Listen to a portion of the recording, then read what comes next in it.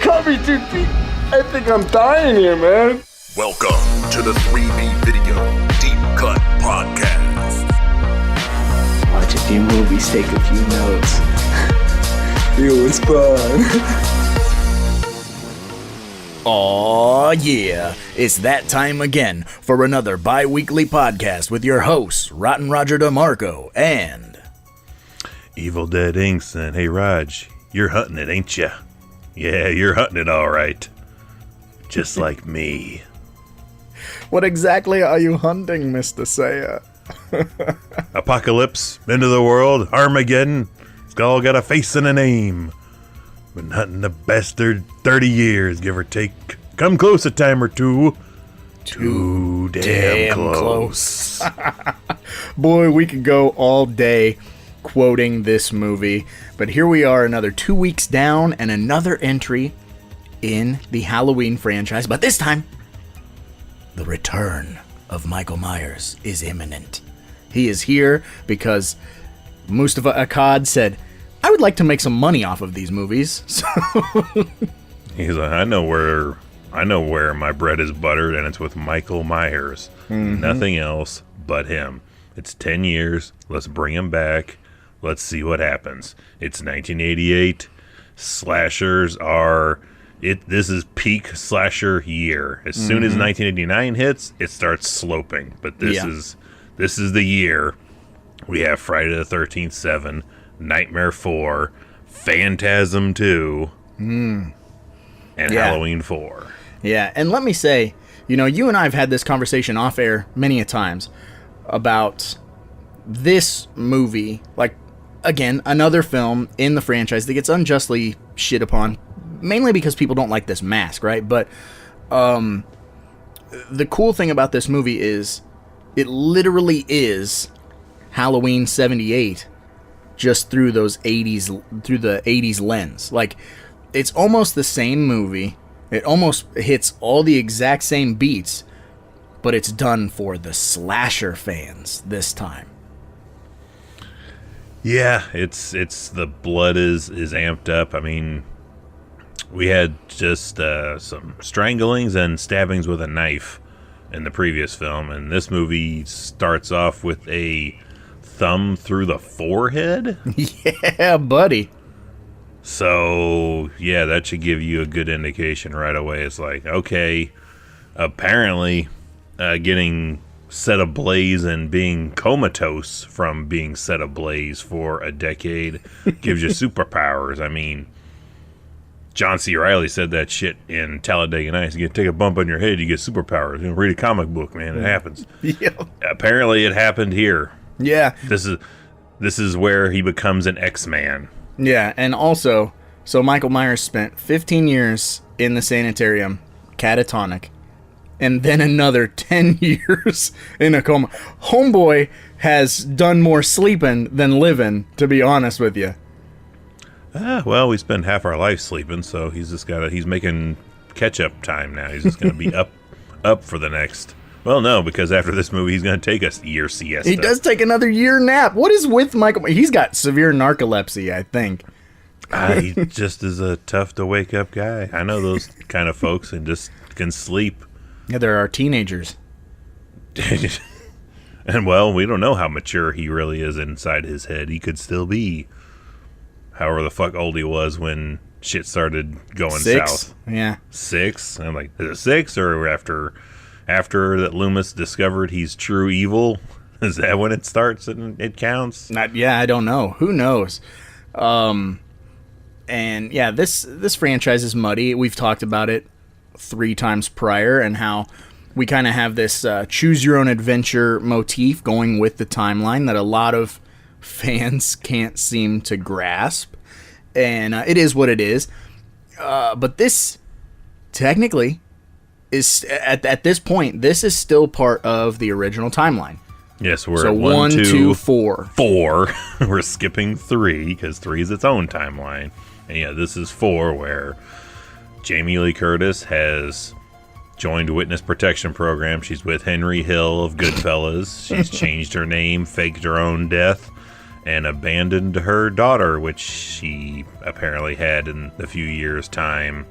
between when shit went down and 1988. Because how old is Jamie Lloyd in this movie supposed to be? Your guess is as good as mine. I would probably say 10? 8, maybe 10. Yeah. Okay, so Jamie Lee Curtis got knocked up immediately after the events of Halloween 1978, pretty much. She probably got knocked up by old Blood Slipper himself from Halloween 2. Oh, whatever. CTE man. Yeah. So That's why that's what there's the cause of the accident. Kayfabe is that CTE got the better of him. He just collapsed at the wheel. Bam, car explosion. Yep, and they're gone. So that's a really easy way to write out Jamie Lee Curtis because for the people who don't know, right? So Halloween just shot her into the goddamn stratosphere. And then she did some other work with Carpenter. She did like The Fog. But then she got picked up by, I forget the director's name, and did, Terror Train, Prom Night. She was doing all of these horror films. And so by the time 88 rolled around, she had no interest. She was like, I'm kind of done.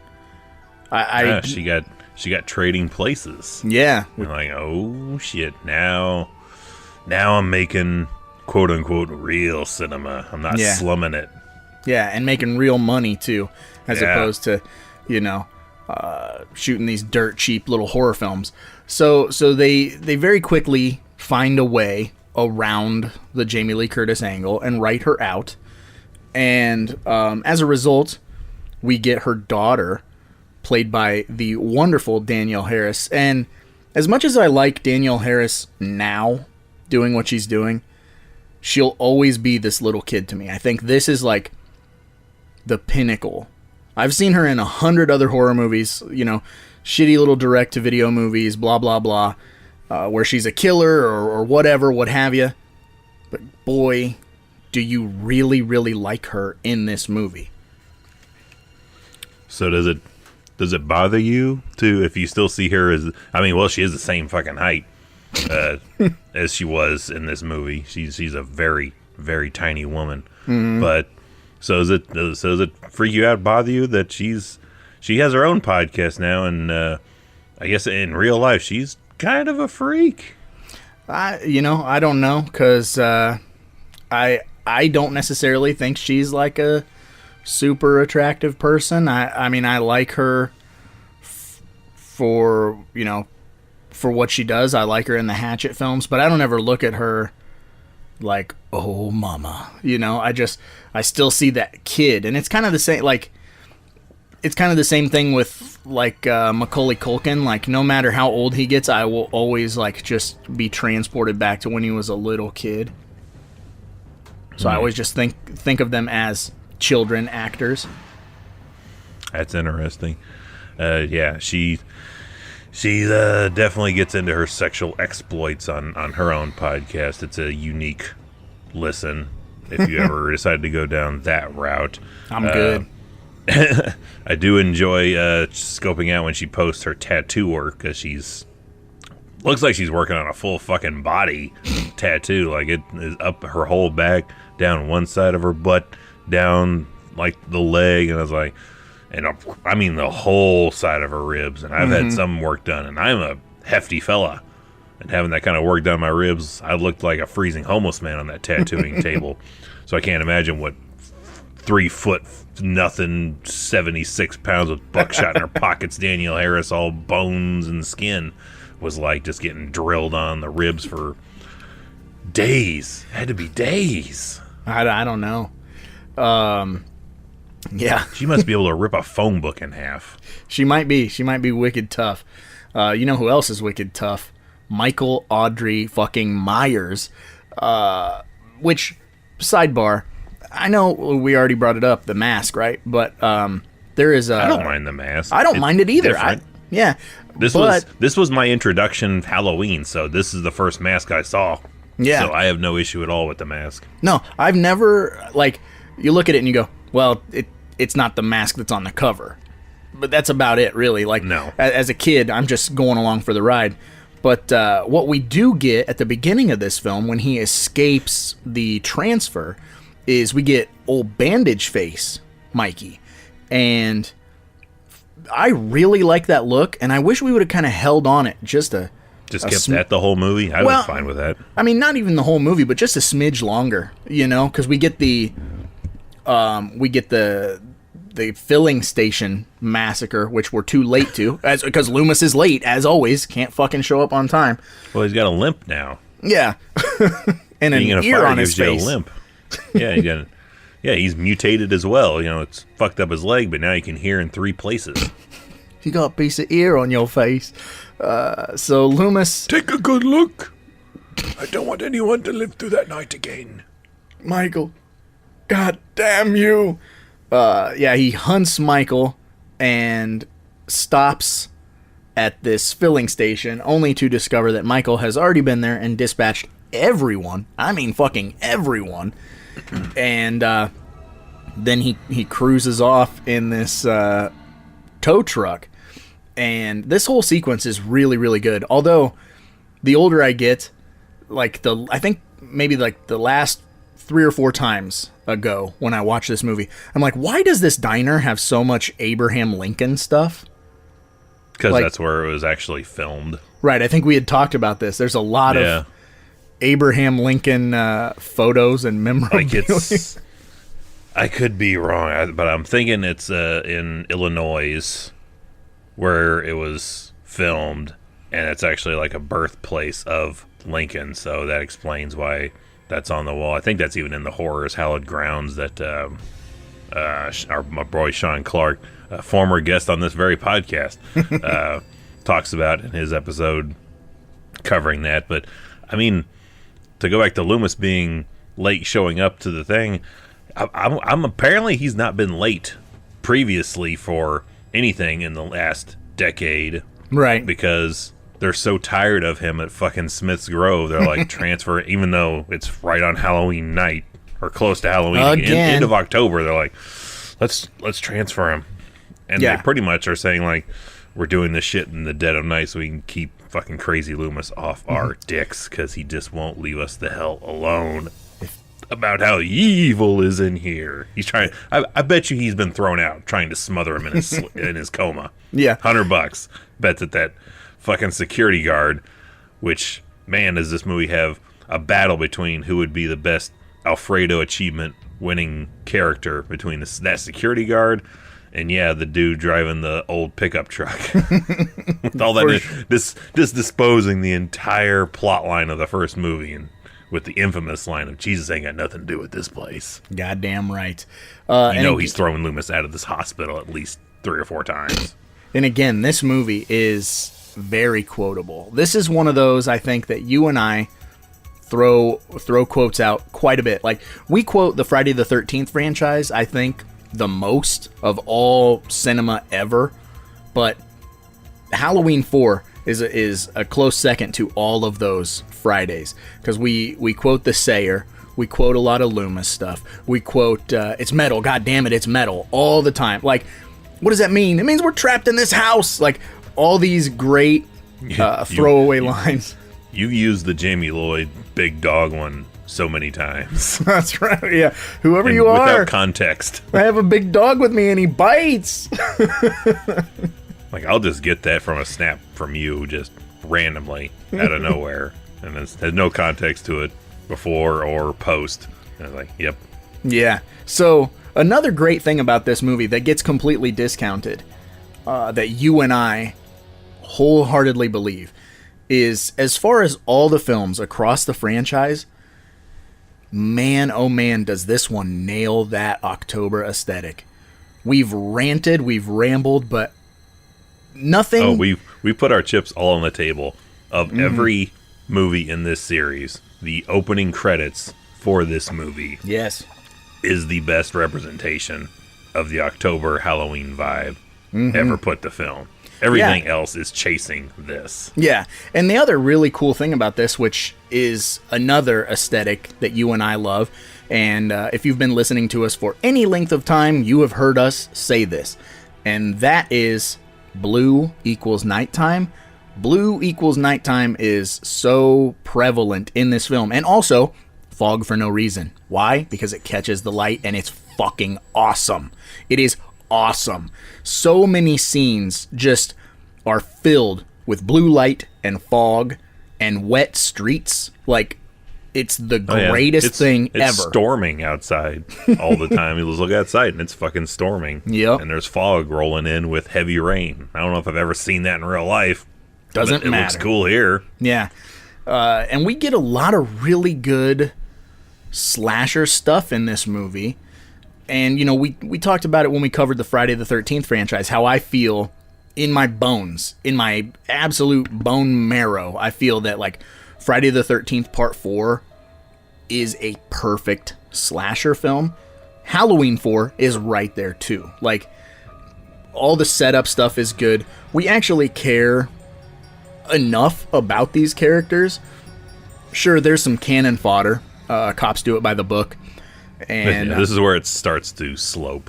And but for the most part, we like these people. We like Sheriff Meeker. We like even some of the shit kickers that are in the lynch mob. We like them.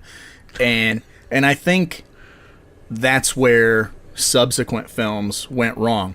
And we'll get to that really in depth when we talk about Halloween Kills, how, like, the lynch mob aspect doesn't feel like, it doesn't feel as good as it does in Halloween 4. I believe it more in Halloween 4, I think. I'm the other way. Totally can go with the Halloween Kills mob mentality of, like, just getting out of hand that quickly, that much, that fast. It's more out of the realm of norm here, where it's really kind of, for me, it's super southern dudes in what's supposed to be suburban Illinois. So a bunch of beer bellies running around. I wish I could remember that line that Meeker says, like, you just sent a bunch of beer bellies out there with shotguns. Like, just what we don't need right now to deal with this thing. See, and being from a town that is as small as what Haddonfield claims to be, I can totally see 4 or 5 dudes in a bar being like, you know what? Phone doesn't just ring at a police station. No way, no how. Like, and, you know, watch a register for me, hun. Grab some guns and fucking go out. Like, if he's here, we're going to get him. And then they fucking accidentally kill somebody, which also happens in Halloween Kills. They accidentally kill someone. But I feel like it's more grounded in reality that 4 or 5 people would go out and fuck something up, as opposed to getting the entire town to fuck something up. Like, very like Dark Night of the Scarecrow. You know, a handful of people think Larry Drake is guilty, so they fucking chase him and kill him. And that's kind of how this feels. Just kind of feels like shit kicker vigilante justice. And on the flip side of that, you've got Meeker really, really trying to, like, keep it in place. Silver Bullet-esque. You know what I mean? Yeah, I was going to ask you, though, like, do you think any of these cops are up to snuff outside of Meeker? No. Because it seems like they're pretty inept, especially, like, when we have the transportation of Michael, and we get our first our first and only little bit of the original score. Of course, 88ized, which I don't mind. I totally dig the revamped theme for 88. But we have this massacre inside an ambulance because Michael springs to life, and he's not even strapped down, which is even more funny for an ambulance. Like, I've seen that. Like, look at, it's more accurate of the strapping down in Hot Shots than Michael Myers not strapped down in this ambulance. But after this initial attack, the ambulance apparently goes off a bridge, flips upside down, and is in a river. And Loomis gets there the next day, and they've not even gone out to open the ambulance to see what the hell's in there. They even tell him, like, we ain't even opened that yet. It's a mess in there. I'm like, what was your guys' plan? Yeah. Like, just to wait for a crane operator to come out there and drag it out? I'm like, well, it's October and cold ass. Well, I ain't going out there. There's probably blood and shit and guts everywhere. We're police officers. We're not trained to handle this. And low rolling fog. Just saying. It's very... Loomis is the only one that goes out there to open the damn doors. Yeah. It's like, yeah, I'm surprised. I'm not surprised that I'm surprised the mob actually hasn't started up sooner for lesser crimes. They're like, We don't know who's all in there and who's not in there. Did they have to cause this still in there? I don't know. We're not sure. You know, I've seen bodies thrown 50, 60 feet from a wreck. Yeah. But then But Michael... they're just standing there. Yeah. Like, they're not... No, I don't see anyone on the horn, like, to hit up, like, a search and rescue, like, scuba team or anything. They're just standing around being like, well, that's the damnedest thing I've seen on a Monday. Yep. You gotta wait for the doctor to show up, you know, to take charge of the situation. And all the cops in this movie saw Halloween 3 and are like, clearly a doctor is what we need yeah, to handle the situation here. quick, somebody called Dr. Chalice to fuck my wife. But yeah, I totally get what you're saying about the rest of the cops basically being inept, and I kind of think that's the way all small town police is. You know, it's like you got one cop who's been there the longest. He's the chief. You know, he knows enough, but He's seen the shit. Yeah, but he's still not he's a great cop. He's the dude with the necklace of criminal ears. I can't hear you. That was a terrible Dolph Lundgren, but I'm trying. It's early in the morning, folks. I don't know how to do it, Dolph. I must break you. That's it. That's all. Yeah, his bad Russian accent. That's all you can do. I have the power. Yasum ya, or whatever. I fight for me. But That sounds like a record played backwards. You spin that around. He's like, "Yes, I am. Yes, I am. I command you, in the spirit of Lucifer." Oh man, Chicago kicks ass. yeah. And speaking of hidden messages or whatever, there is no Thorn cult or anything even remotely hinted at in this film. This is still... We're 2 movies away from that. Yeah, this is still purely slasher.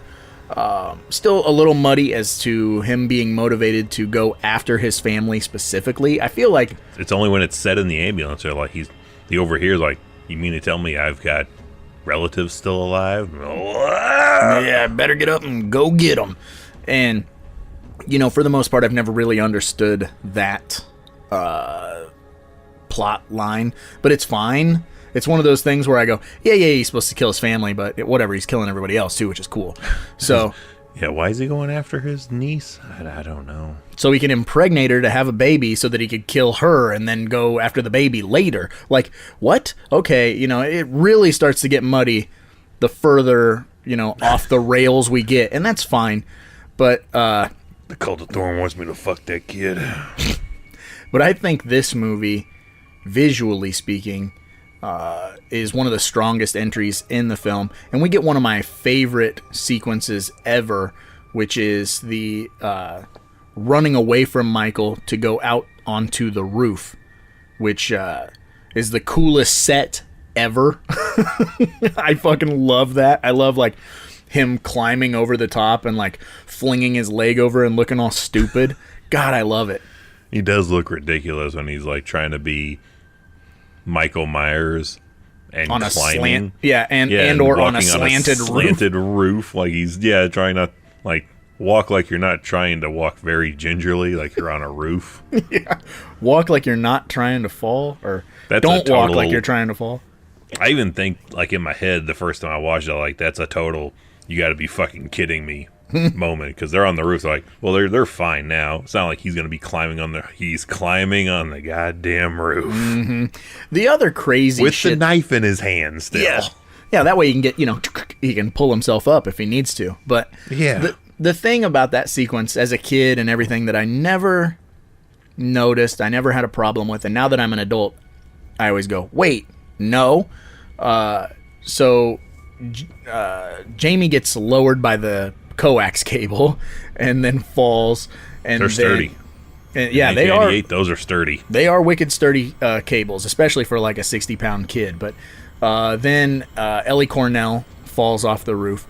So if you rewind, they can't escape this house because everything's locked down. There's a deadbolt. Blah blah blah. Michael Myers is on the roof. These two people they zombified all the windows and shit. Yeah.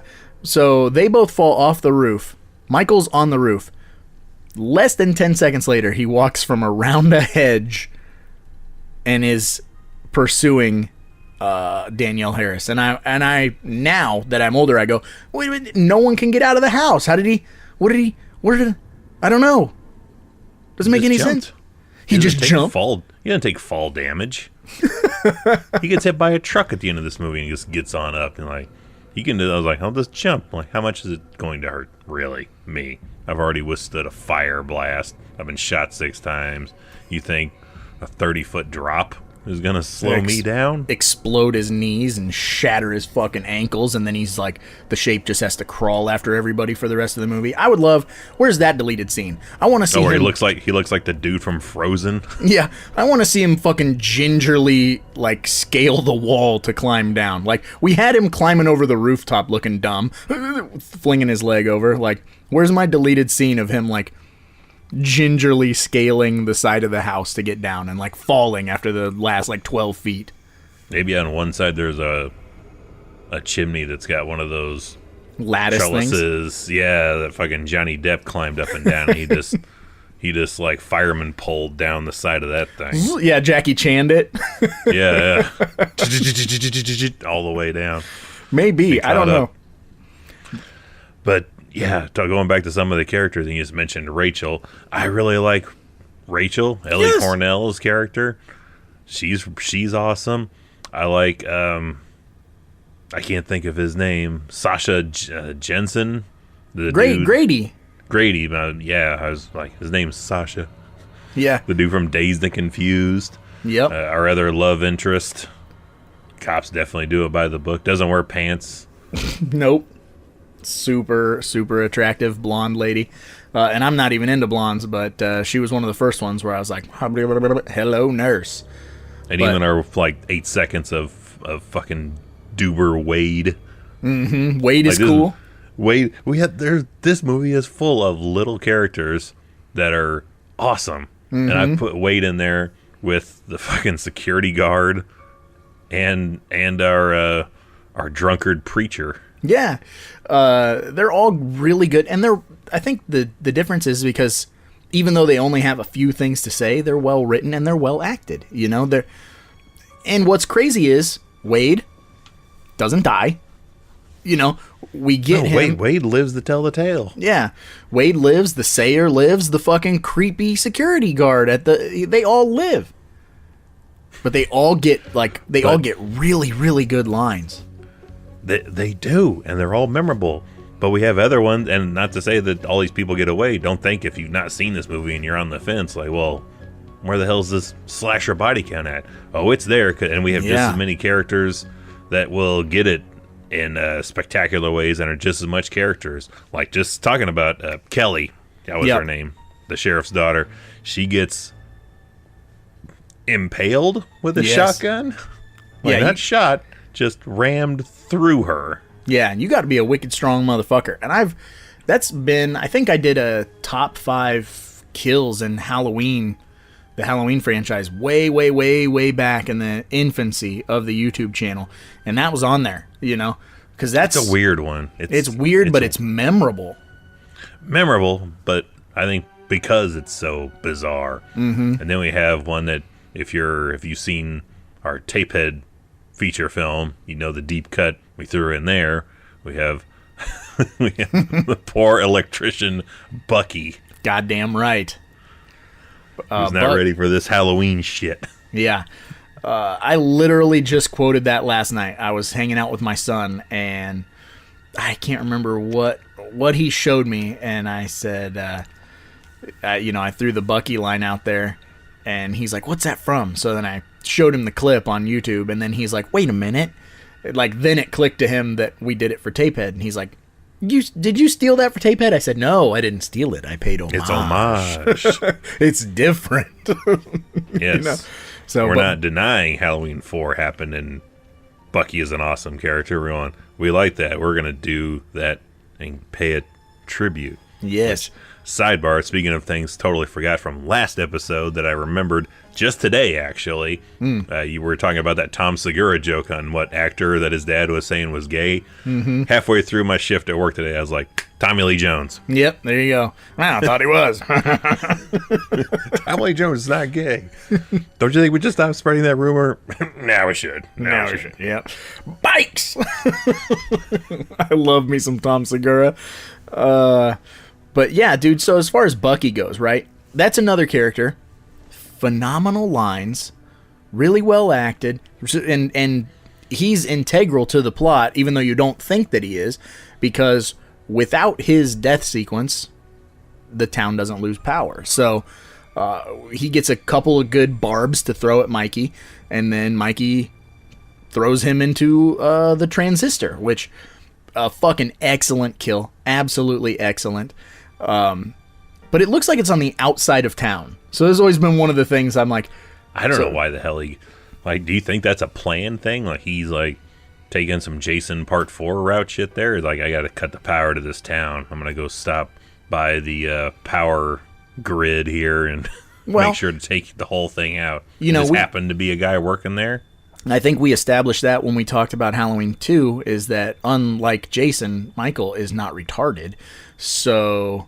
or special needs. Michael is not special needs, for those who don't like the R word. So I think he's got some planning. You know what I mean? Like, they all do the thing where they hide bodies and do the whole, like, you know, set traps and all of that hoopla. So I think maybe it was a calculated move on the part of Michael Myers. Maybe.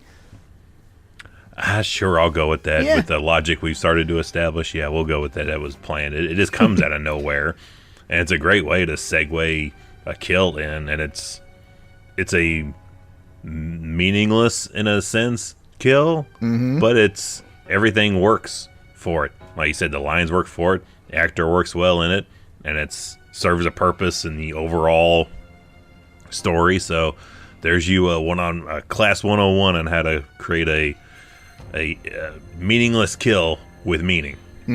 There it is, Bucky 101. And then, like the Bucky you said, method. That should be employ that. Damn right. We've got a whole bunch of words and phrases we use for certain things, like the jelly factor, which we haven't really brought up. No, much. I haven't had a jelly factor in a long time.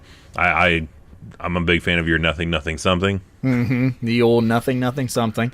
And then we can just throw in there the Bucky formula. Yes. But yeah, going back to Grady, right? He's another... I feel like Grady is the most fleshed out character in this movie, and that's saying something, because there's not a lot of character arc or character development in these characters, although you like them. But, you know, Grady seems to get the most sequences where you get to kind of figure him out, understand him, even though his arc essentially is he's trying to get laid, but it's done in a... He likes Rachel. He can have a relationship with Rachel. He's not going to have a relationship with Kelly. But you can't really turn down Kelly if Kelly's interested in you. Yeah. Good old Kathleen Kinmont. Hamana. Yeah. But yeah, I was dwelling in that for a hot minute. You go ahead.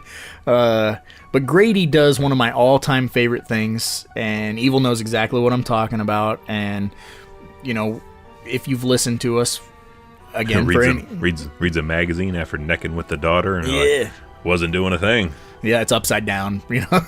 But I'll use that shotgun on you. You know what I'm saying?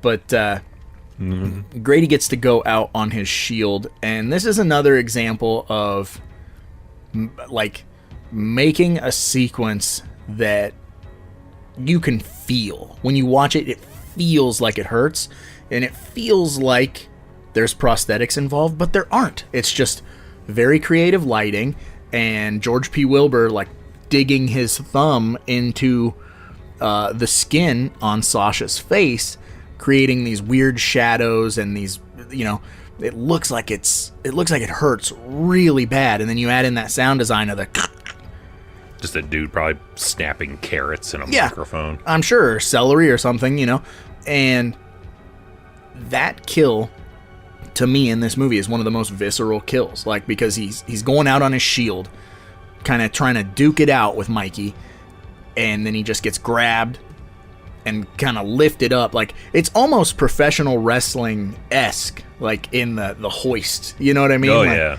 yeah, it feels very like big superstar. Have you ever been disappointed he didn't go through the window? Yes. Because it's shot with this big window behind them, and you kind of think he's just gonna hurl his ass out the window. He doesn't. Nope, he doesn't.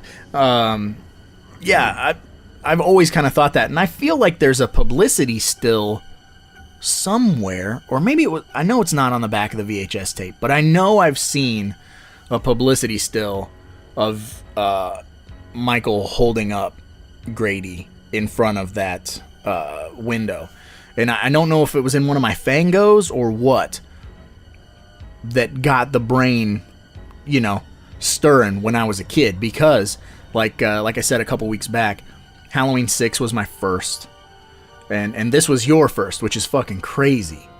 Was this on? Did you catch it on TV, or was it on a tape, or how did that go? How did that happen? I don't remember how the means came up of watching it the first time. I just know this was the first one, but I would assume. Yeah, I can't even assume. I want to say a rental, but I don't know. Definitely wasn't something I rented on my own. Right. Maybe your So sister it or just had something.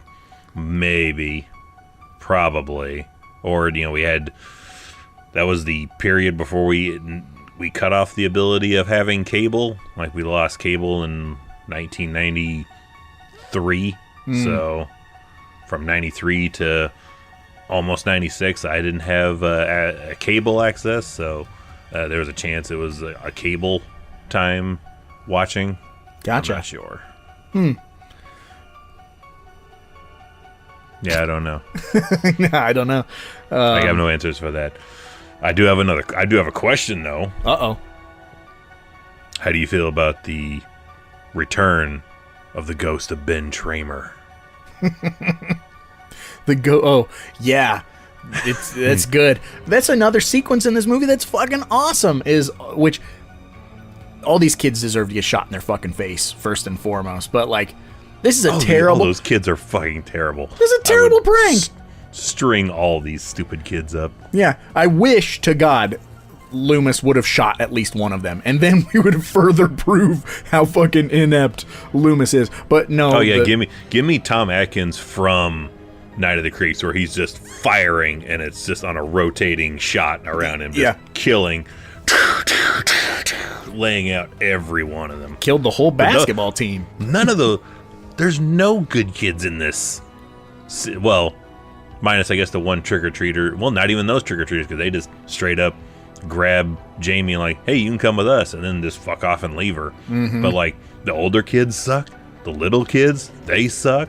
They just like traipsing around Jamie and telling her that her uncle's a boogeyman and her mom is dead. Yeah, I was going to say, also, we can't talk about this movie without talking about that. Little kids are fucking assholes. And my God. I tell mine all the time.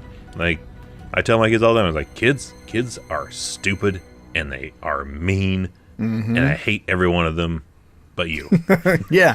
So, like, you give them that talk, like, just don't be this kid. You know what I mean? Like, I know it's a movie and it's slightly exaggerated, but there were kids like that when I was in school. Oh, there were kids. tons of kids like that. Oh yeah, they're the fucking worst. And like, I've told mine too, like, you'll never disappoint me in whatever you do, as long as you don't end up like one of these little fucks. Yeah.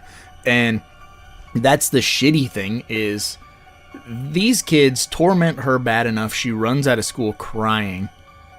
And then, like, 3 hours later, they're like, hey, that costume's cool. Why don't you come trick-or-treat with us? And she's like, okay. And I thought those were different kids. No. They're the same ones. And so here's the deal. It's like, that has so much weight to it, and it's just such a throwaway scene, because it really kind of puts you in Jamie's head. Like, these kids are so mean to me, but I want so badly to have friends that I will go with these kids. Put up That with one- the bullshit. The kid who fucking says that costume's really cool. Why don't you come with us? That's the kid in the Frankenstein that's like Jamie's mommy's a mommy. Like, I dude, could you're have swore they were different Nope. kids because I thought the same thing. I was like, wait, that's just and then reality weirdly hit me at that moment. Be like, well, I've seen popular costumes get worn multiple times by various kids in the same Halloween night. So I was like, oh, it's like I totally was like had that like in the moment like snap feelings of like, fuck, it's those fuckwads from school, and then lift them out. Like, oh, those are different kids. Oh, never mind. Nope, same costume though. I'm thinking they're different kids. they're the same I need kids. to Go back- rewatch again. You go back and I watch. swear they're different kids. And that will make it hit different for you because it's like, again, like I said, it's a throwaway sequence, but man, that puts you in Jamie's head.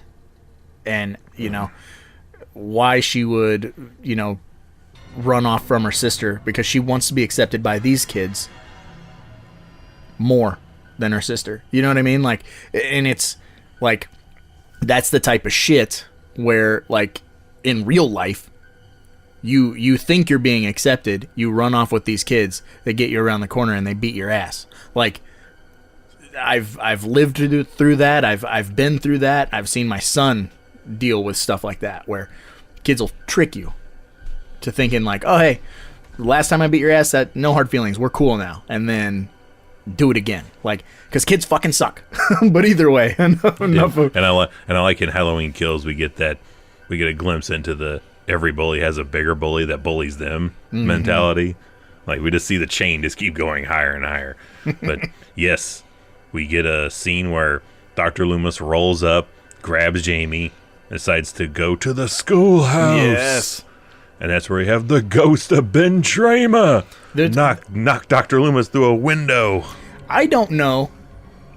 Okay, so, like, when you watch the movie and you see that happen, and you go, wait, that looked weird. You know what I mean? Like, that's a fleeting moment in cinema watching. But when it comes to the making of the movie, there's 100 people scrambling around. There's a mask. You know, there's time before takes. Like, how does this mask end up on screen? Not only does it end up on screen, but it was probably like a whole day. You know what I mean? Like, they're shooting with it. Oh yeah, it's for part like of it's a stunt. Yeah, so it's like they did multiple takes before someone went, why isn't this mask white? You know what I mean? Like, A better question, why is a white-haired mask here at all? yeah, it doesn't make a goddamn lick of sense. And that prop master should be in trouble. but That's why yeah, I say, that's not Michael Myers. That's the ghost of Ben Tramer. he floats through the You school. killed me, Loomis, on this very night. Oh, god damn it. Yeah. I was The trying other Tramers are in trouble. I was trying to think of the line Mr. Burns says in The Simpsons when Mulder and Scully come and he's like glowing in the woods. You know what I'm talking about? Like, I haven't seen that one. oh my god, yeah, they think it's an alien, but it's Mr. Burns. I was just trying to think of what was the random person we never actually see that the beer bellies kill in the behind the bush. Give me a second. God damn it, I know the name off the top of my head. But, you know, it's the Ken Sagos effect right now. Yeah.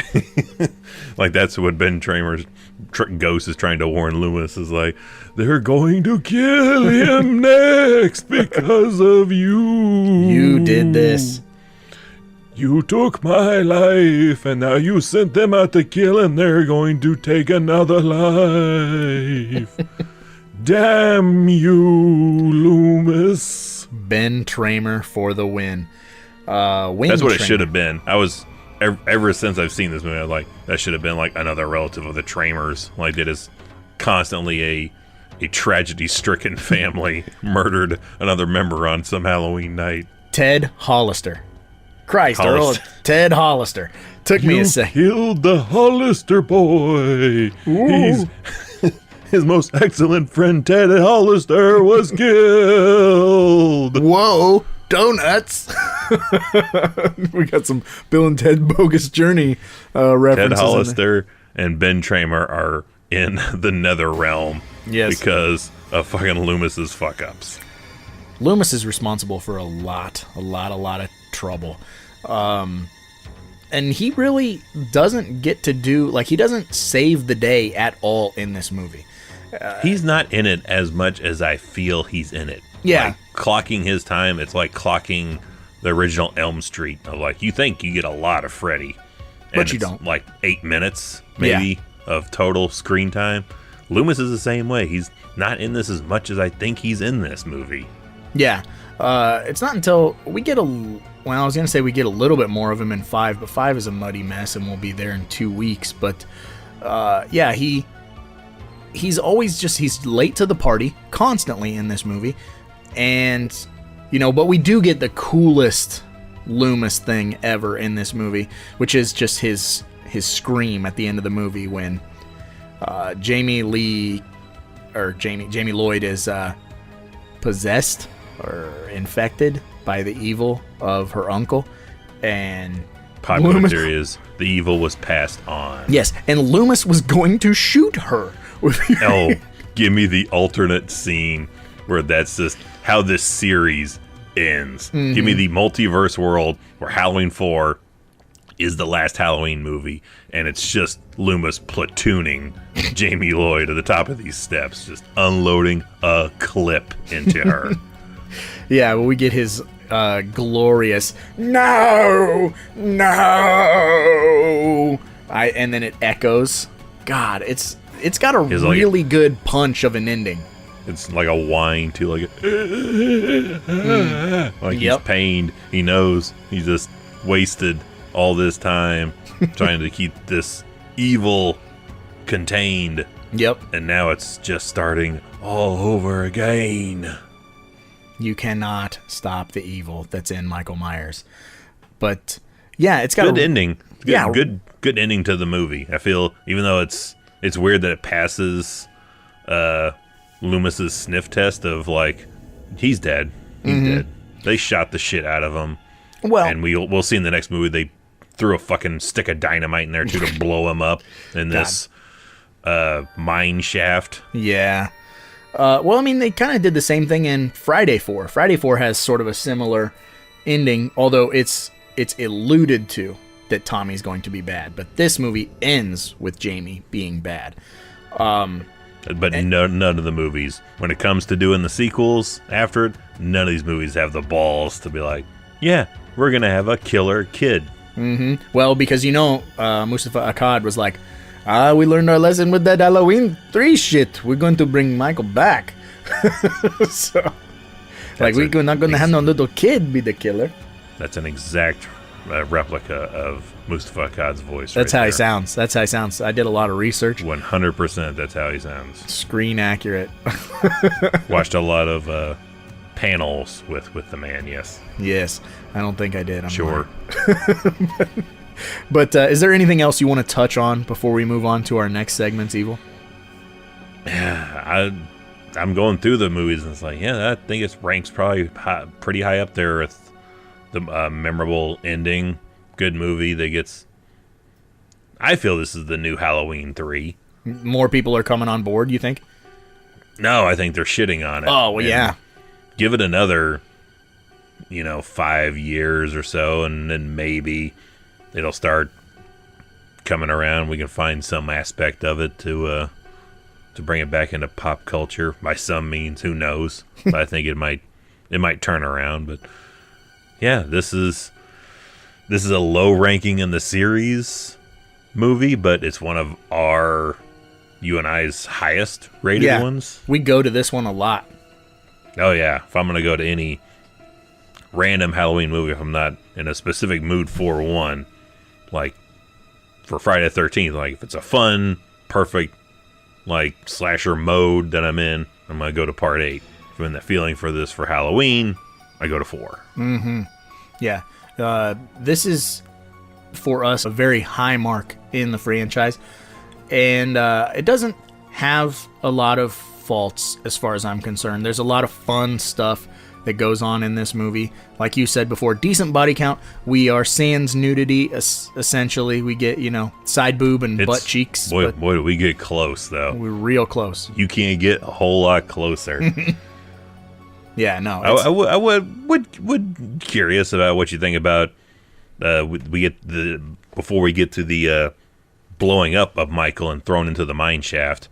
We get the escorting of the hillbillies out of town. Yeah. And we have some sideshow Bob shit where where Michael is underneath the truck, I'm assuming. Yeah, he's holding on underneath the truck. Yeah, and just decides to, all right, we passed the police, now I'm going to come out from underneath this truck while it's going at high speed and take out these hillbillies and rip Earl's neck out. Oh boy, barehanded. That's real good. That's real good. Logistically, him hiding under the truck is a load of fucking bullshit. But him hiding under the truck is bullshit. Him coming up and those two guys in the back not hearing it, bullshit, or feeling it. Yeah, like I've lived in the era where you could ride in the back of pickup trucks. You would feel him climbing up that fucking thing. It'd reverberate through that fucking flatbed. Oh yeah. So yeah, logistically, it's horse shit, right? But cinematically, it's phenomenal. Makes as much sense as him coming off the roof of that house. Yeah, absolutely. But it's done so well. And here's the thing, it's done in a serious tone, right? Like, there's a way to shoot that and make that really dumb, but it plays so straight that you watch it and you and I kind of have the same like response that it just comes out of our mouth all the time. We'll just go, sure. And that's it. That's as far as sure. That's what I would consider the Kevin Smith Die Hard theory of, like, when you get to a certain point, you're like, yeah, John McClane on the wing of a jet. I'll go with it. Yeah, sure. And all right. So, like I said, plenty of holes in that for him to be underneath the truck, climb up into the truck, but executed phenomenally. Super cool. Blue lighting, lots of fog, lots of these are good stunts. Getting thrown out of this truck and these are dudes thrown out of flatbeds of truck at even at 40 miles an hour. Oh yeah, you're 30 miles an hour. You're even fucked at up. 20. Yeah. Like, I'll be fine. I don't know how you're gonna pad that. I don't know how to fall. Yeah. How the hell you learn how to fall on concrete? Yeah, like, just jump out and run really fast. You just run really fast as soon as you hit the ground. Yeah. I don't know, butthead. But yeah, that's a great sequence, and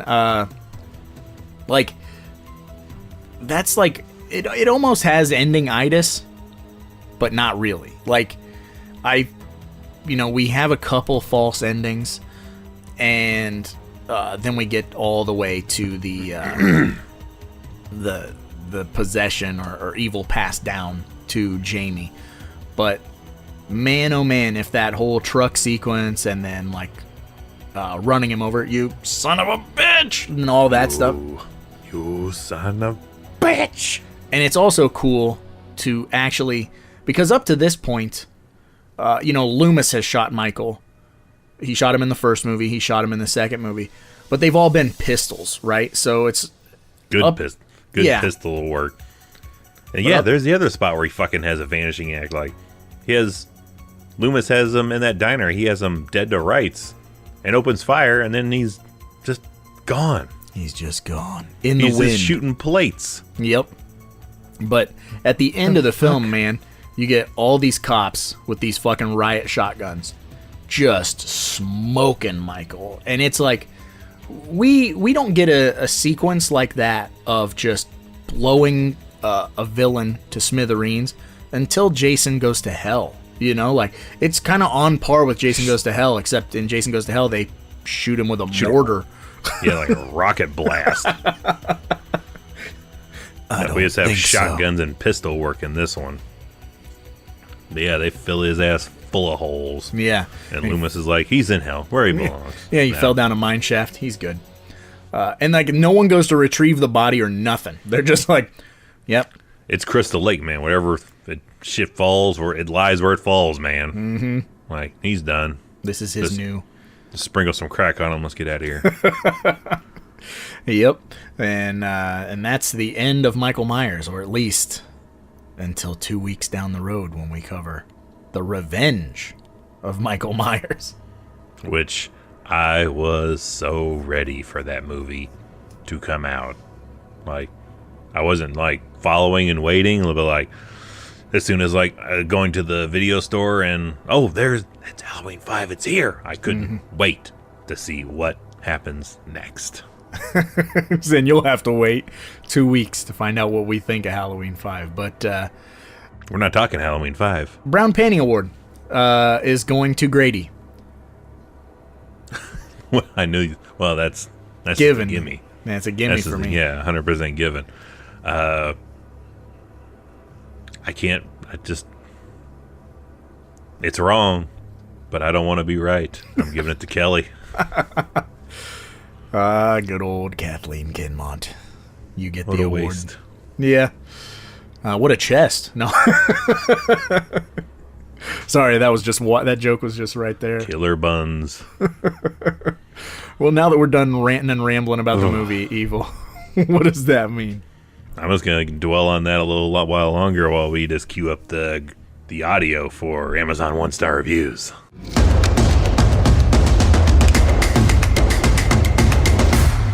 Hated it. Still dwelling on that, but I press on. November 2nd, 2020, we have Doug Rockin'. Oh, he's a rockin' baby. 1 star, pretentious and predictable. Okay. Well, let me to go on. I see you. You have a puzzled look. What could he possibly mean? Yes. What was originally a work of art turned into a feature-length, intelligence-insulting scare tactic. The story had no merit of honest structure, character development, or genuine horror. Every character was ridiculously at the wrong place at the wrong time every time. The villain always knew where to be before the characters got there. The characters were just fumbling participants in one obvious setup after another. I watched it out of curiosity, and now I regret renting it and wasting my hour and a half of time to give it an honest viewing. Halloween 1, maybe Halloween 2, and even the very last Halloween with Jamie Lee Curtis should be all you'll ever need to see of the Michael Myers saga. Wow. I disagree with the use of the word pretentious, because pretentious to me is like an art house film. That's elevated horror. This is not pretentious. This is gratuitous. Different types of film. And this satiates your bloodlust. This satiates your want and need for masked violence. So pretentious is a word that'd be really fucking on the bottom list of words used to describe Halloween 4. I would describe Halloween 4 as tangy before I would ever describe it as pretentious. Oh, it's too early in the morning for that. Tangy, huh? All right. I bet you could find a way to word that as a description for Halloween 4 better than pretentious. Sweet and sour. I don't know. All right, so yeah, I'm just gonna reprint my cover for Halloween 4 and just put in parentheses tangy. Tangy says Evil Dead Inks. I don't even know what that fucking means. All right, Evil. Next, we got John on August 26, 2006. 1 star. Spare me. Tangy. Michael burned up the dock, blew up in Halloween 2 into franchise. Yeah. Money-hungry producers and writers need to get a brain and think of something new. The mask is even horrible in this so-called film. Rest in peace, Mr. Pleasance. I hope God let you through the pearly gates after making such horrible sequels. Wow. Currently, Rob Zombie is remaking the original Halloween. Oh boy, did he. What a travesty. What next? Alice Cooper remaking Jaws? Ted Nugent remaking The Godfather? Leave classics alone. This guy. I would love to have alternate reality where I have Alice Cooper's jaws. This guy is pretentious. And that makes me tangy. I do not want to see Ted Nugent's Godfather. That's for goddamn sure. Bunch of rebel flags hanging everywhere. They're not Italian. They're fucking, like, shit kicker Southerners now. It's the beer belly rednecks. There they with is. shotguns. Bang. There we have on Halloween night of 2020. Ooh. Muldar. Mulder or Muldar? Muldar. All right. 1 star. Absolutely not. Lazy AF. That's it? That's it. Much like JWRO, Jarrow, on December 8, 2016. He says 1 star. Turd. 1 star, 1 word. Turd. I admire the conviction. Again. I don't know how to say this one's name. Mancer. M-A-N-N-C-E-R. Mancer. Mancer works. Mancer on November 3rd, 2017. 1 star. Terrible. Avoid this movie. Boy, was this bad. I had to stop watching. The acting was terrible. I'll stick to Halloween 1 and 2. Well, different strokes for different folks. But, yeah. Next we have Vincent. Price. On May 13th, 2000. Thousand. He says Halloween 4. He was shot in both eyes into Halloween 2. And now we can see. Michael Myers, who I referred to, he, I don't know why that's in parentheses, used to be scary and had ambiguity. Now he's terrifying. I like that he got scarier, but he can magically see? I find this ridiculous. This dude's just hung up on the piss that he has sight again. Yeah. Pleasance returns as the doctor to the evil monster determined to kill him. He's not really out to kill Loomis. A new character is in the Halloween series, Danielle Harris. She plays Myers' niece, but I find it boring that he's going after a little girl. I find it boring that the Scream Queen, Curtis, is not in the film. It just wasn't like the climax of the original Halloween. I think Michael Myers' character is a little off, and he gets worse by H8. And I think that the horror of the original just was better and more enjoyable. Finally, I think H4 through 6 was a mistake. He had a lot to unpack there. He did, but he just really is mostly pissed that he's like, this motherfucker can see. Yeah.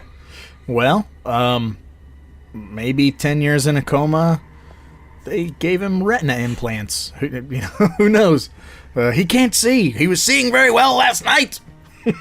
I mean, it's never really determined that he can see. Maybe he's doing all this shit by feel. Yeah. We don't see his eyes. They're all just black sockets. But if he is truly, purely, and simply evil. Ain't got no eye. Sure as hell can't smell us in a coma. I say he's been listening.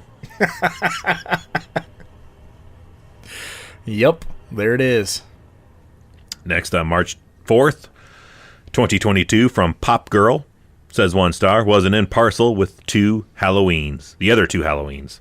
I was supposed to have Halloween 3, 4, and 5, but only had 3 and 5 in parcel. So had ordered again, and it's coming today. All right. Just bummed. The movie gets a 1 star because it didn't show up in the box. And to round them out, this one I saved for last. This will undoubtedly be one of your favorites. All right. You are going to love this one. From Michael D. On November 25th, 2016. D's nuts? 1 star.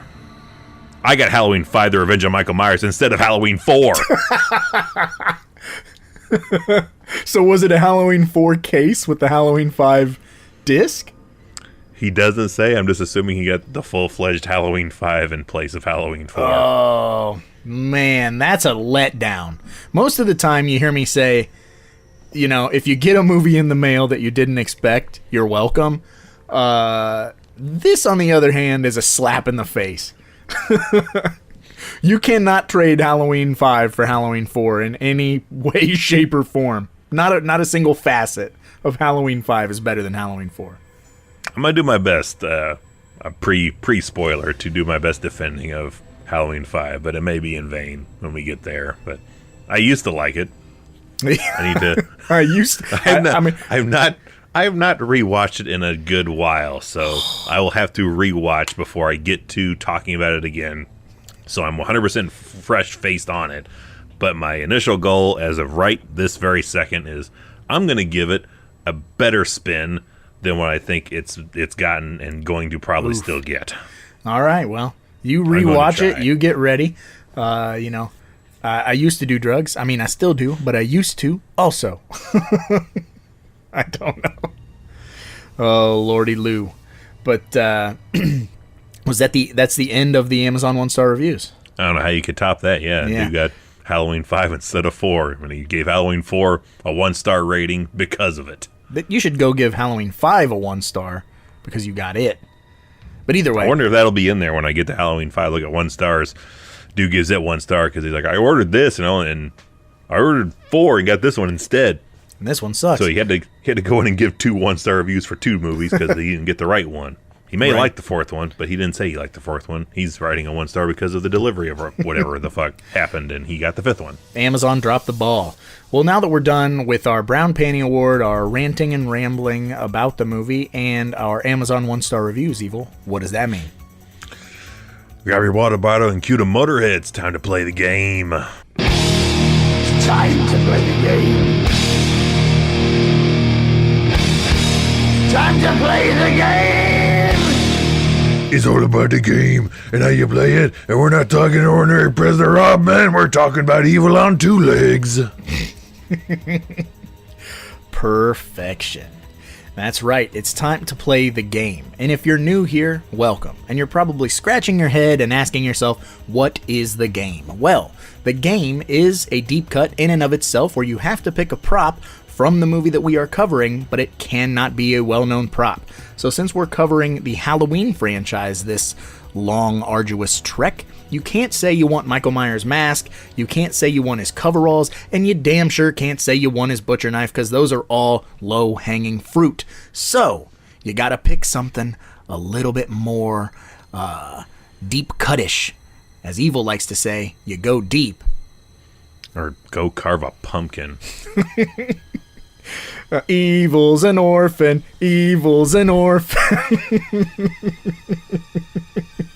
I need to wear a stupid costume.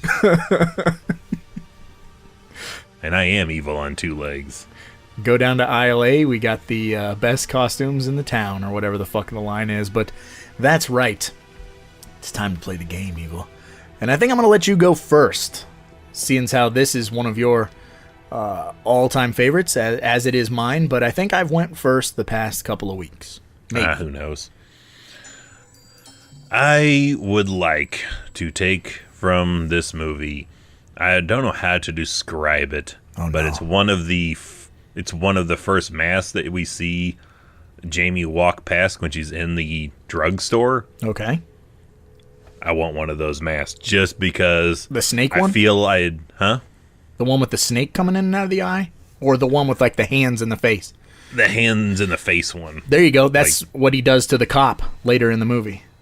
Yeah, because I feel like I had seen that mask on shelves in real life, and I'd really be more or less taking that mask to be like, just to reminisce in my own head of like going Halloween costume shopping. And I can still, right now, you remember in my head, whole aisles on both sides just covered with Halloween costumes and props and toys. Yeah. All for the season. And I still remember on one of those times I was looking at a mask very similar to those that we see her walk past in the movie. And then I remember I'm reaching down and grabbing and looking at one of the original Nightmare on Elm Street masks, but not the mask. That bullshit mask that paint it yourself. Oh, yeah. And tape it to your face. Which is a stupid fucking idea. And a stupid looking mask. but I really want that box again. It had that Elm Street and a blue font on it, but just seeing some of those masks you walk by, it's a nostalgic feeling, and hopefully it would have a drugstore price tag still on it. So it's like back when, well, we still have that around here, I guess, a little bit. We have drugstores that still sell Halloween masks, but it doesn't feel nearly as much as it used to be. It's not as big as it was, you know. And that's what I was going to say. A little sidebar. When I was growing up, I think we talked about this 2 weeks ago or whatever, where we were talking about hardware stores, or maybe that was when we were covering Halloween. Halloween 1. Okay, yeah, we're talking Halloween 1 and their amazing inventory skills. So when it comes to hardware stores, that same hardware store that I grew up with, that was Easter's, right? They had like 2 or 3 aisles when every October, and it would fill up, and it would be all these. It'd be like more grown-up costumes, and then it'd be the kid costumes, then it would be props, like, you know, your weapons or whatever, wigs, fucking the spray for your hair, all kinds of crazy accessories. But they would always have, like, on the very bottom shelf, like, and it would be these big boxes of horror movies on VHS, and then later, you know, it started to be, they would put DVDs there when DVDs came out. But like, I can vividly remember like going and looking at Halloween costumes and then looking at horror movies on VHS that all seemed like, you know, movies I had never seen before in my life, like, but they all ended up being staples, you know. But yeah, I miss that. I miss the drugstore aisles for sure. Yeah, so my prop has less to do with the actual movie of Halloween 4 and more just my nostalgic of where Halloween used to be. Which, I mean, this is an old movie, so it fits in that realm too. Being like, this is from Halloween 4, where Halloween used to be way bigger. Yeah. Than now it feels like it's a fucking footnote. It's a stepstone to 3 months of fucking Christmas shit. Which is disgusting. Yeah.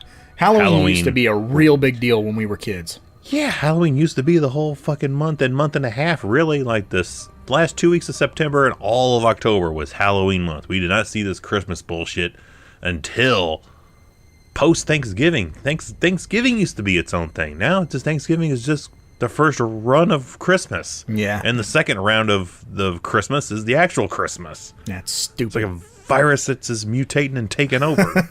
I hate every fucking minute of it.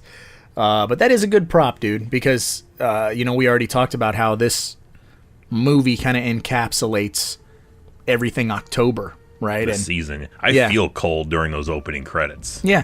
Well, like it's a crisp, cold air I feel on my face. And also, I think this is, if I'm not mistaken, it's been a hot minute since I've revisited the franchise as a whole, but, like, this might be the only film in the franchise that depicts costume shopping. You know what I mean? Like, and that's a big deal, especially when we were kids. That was a big deal. Oh yeah. So, I mean, I think they kind of do it in Halloween Resurrection, but it's not costumes. I think they're trying on clothes so they can be on that fucking reality show. But we'll get to that. Oh yeah. But as far as my prop goes, I've already done my best to duplicate said prop, but I just gotta have it. I gotta have Bucky's hard hat, man. I need it in the world's pre or worst post way. fried.